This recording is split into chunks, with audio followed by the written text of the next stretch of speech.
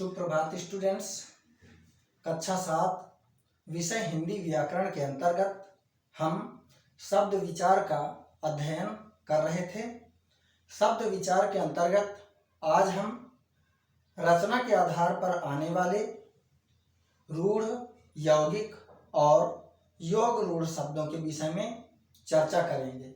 आइए देखते हैं कि योग रूढ़, यौगिक और रूढ़ शब्द किसे कहते हैं और किस प्रकार से इनका निर्माण होता है। रचना के आधार पर शब्द के भेद। रचना या बनावट के आधार पर शब्द के 3 भेद हैं: रूढ़ शब्द, यौगिक शब्द और योग रूढ़ शब्द। रचना के आधार पर शब्द के कितने भेद हैं? 3 भेद हैं। कौन कौन से? रूढ़ शब्द, यौगिक शब्द और योग रूढ़ शब्द। अब देखते हैं रूढ़ शब्द किसे कहते हैं। रूढ़ शब्द जो शब्द किसी अन्य शब्द के मेल से ना बने, जो शब्द किसी अन्य शब्द के मेल से ना बने हों और उनका खंड करने पर खंडों का कोई अर्थ ना निकलता हो, वे रूढ़ शब्द कहलाते हैं। जैसे दाल, घर, जल आदि।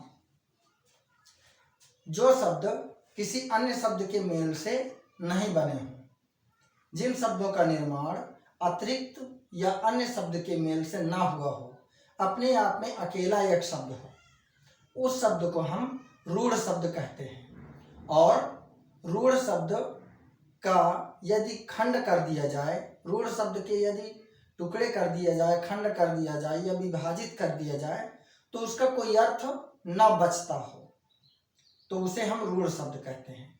जिन शब्दों के खंड या टुकड़े कर देने पर अर्थहीन हो जाते हैं वो शब्द, उन्हें हम रूढ़ शब्द कहते हैं। जैसे दाल। अब यहाँ पर दाल शब्द में दा और ला 2 वर्णों के मेल से दाल शब्द बना है। जब हम ला और दा दोनों को अलग अलग कर देंगे तो इनका कोई अर्थ नहीं बचता, ये अर्थहीन हो जाते हैं। अतः ये रूढ़ शब्द के अंतर्गत आएंगे।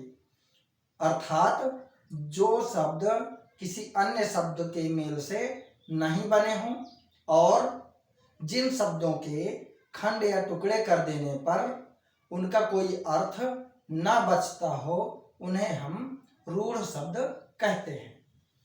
इसके बाद है यौगिक शब्द। योग का अर्थ है जुड़ना। जो शब्द 2 या 2 से अधिक शब्दों के मेल से बने होते हैं उन्हें यौगिक शब्द कहते हैं।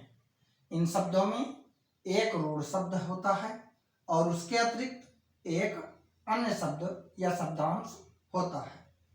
जैसे अनपढ़, अन उपसर्ग पढ़ शब्द। गुणवान, इसमें गुण शब्द है और वान प्रत्यय है। यौगिक। यौगिक शब्द से ही स्पष्ट होता है। योग अर्थात जुड़ना या जुड़ा हुआ। जो शब्द किसी अन्य शब्द के मेल से बने हों, जो शब्द 2 या 2 से अधिक शब्दों के मेल से बने हों, उन्हें हम यौगिक शब्द कहते हैं। यौगिक शब्द 2 या 2 से अधिक शब्दों के मेल से बने होते हैं।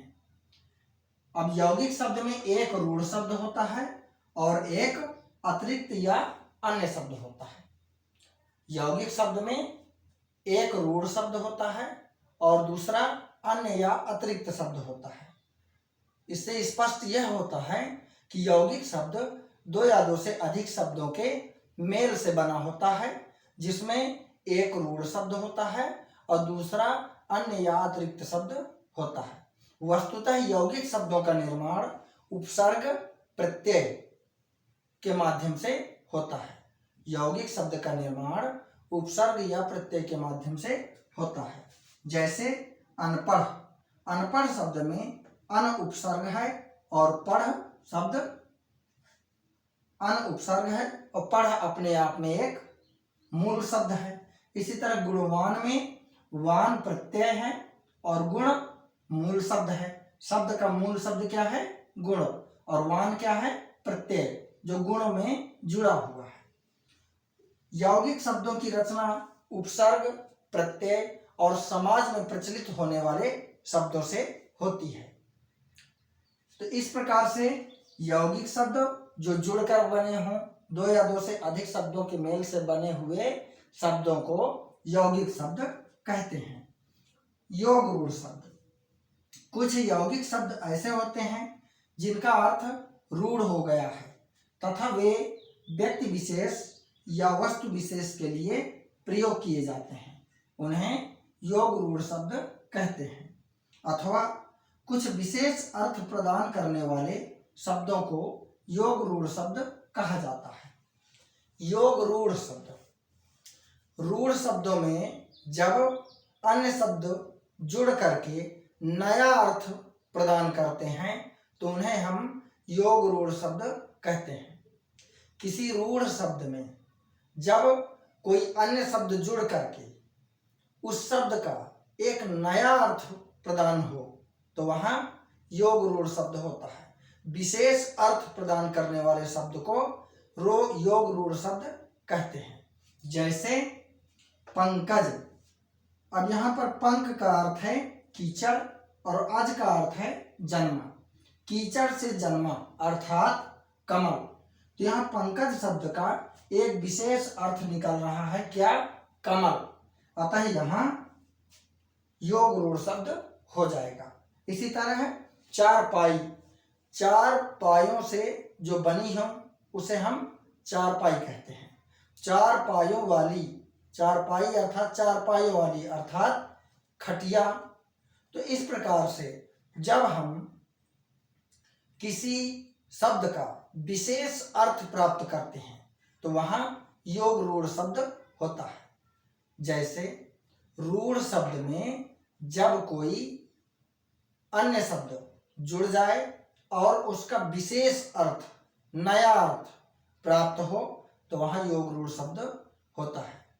जैसे कह दिया जाए नीरज, तो नीरज शब्द में नीर शब्द, नीर अर्थात जल, अज अर्थात जन्मा, जल से जन्मा, तो जल से क्या जन्मता है?